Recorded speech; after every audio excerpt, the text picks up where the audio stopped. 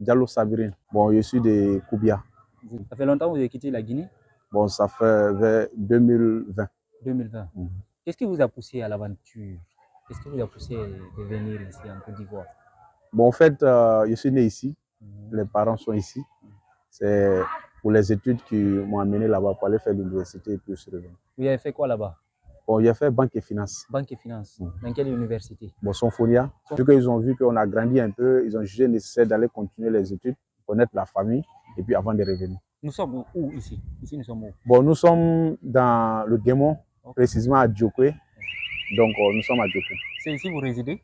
Bon, je réside à Djiglo, dans le Cavali. Combien de kilomètres d'ici? Bon, à peu près 20 km. Vous êtes parmi ceux qui organisent pour que les Guinéens se retrouvent à Djiglo, c'est ça? Ouais. Bon, nous avons fait une mission, en tout cas de réunir la jeunesse guinéenne surtout, parce que l'intérêt de l'union donne la valeur de notre peuple. Parce que si on n'est pas unis, donc on arrive à beaucoup de difficultés. Donc on a essayé de faire des fusions pour essayer de venir représenter réellement notre patrie.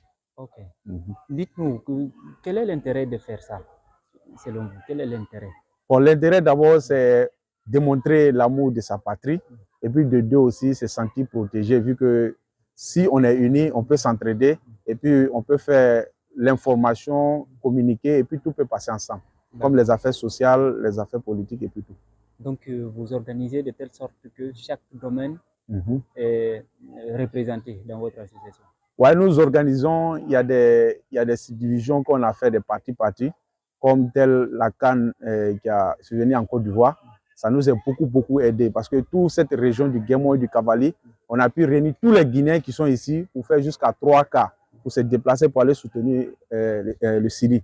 On a eu une délégation, d'abord on s'est déplacé pour aller payer tous les tickets, pour organiser, pour s'informer, tous les choses qui se passent là-bas, et puis venir prendre au moins une centaine de jeunes Guinéens qui sont dans le Cavalier du Guémont pour partir assister le match et puis revenir grâce à l'union. Ok. Donc, justement, à ce niveau, est-ce que c'est vous qui prenez en charge les frais ou bien vous demandez à chaque participant de payer un quota pour que vous puissiez, par exemple, louer ces bus-là quand il s'agit de partir, par exemple, à Abidjan, comme ce fut le cas avec la CAN? Donc, vu qu'on avait l'idée, on n'avait pas les moyens, on s'est assis, on s'est donné les idées. À travers les idées, on a compris que chacun devait débourser un peu pour pouvoir partir. Donc, par la grâce de Dieu, on a cotisé, mais on n'a pas assez souffert pour que ça passe. Ok. Quelles sont les plaintes des jeunes Guinéens qui vivent dans le Guémont en général et à Djiglo en particulier? Ils souffrent vraiment de quoi? Ils ont besoin de quoi, justement? Quelles sont les difficultés? Donc, réellement, ce qui nous préoccupe beaucoup, c'est la valorisation d'abord de la jeunesse. Savoir, l'ambassade doit faire un peu d'effort pour essayer de descendre sur le terrain pour voir ce qui se passe. Et puis aussi, à travers aussi les cartes biométriques, Dieu merci, on remercie le gouvernement guinéen de nous avoir facilité ça. Déjà, ça pousse, mais toujours, il y a un peu de difficultés.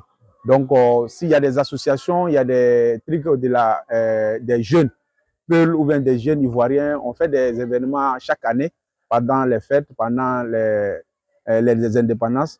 On a besoin beaucoup du soutien de l'ambassade et des trucs. Maintenant, à chaque fois on fait des trucs, on envoie des images, on a besoin qu'ils prennent ça en compte pour valoriser ça de plus. Donc, ça nous encourage et puis ça nous donne la force. Partout où on est là pour la patrie. D'accord. Vous ne recevez pas des cas de malades, des SOS?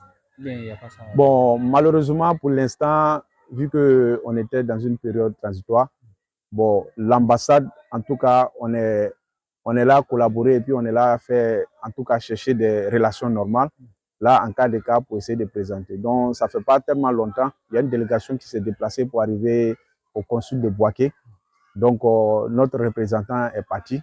Donc, ils ont beaucoup échangé.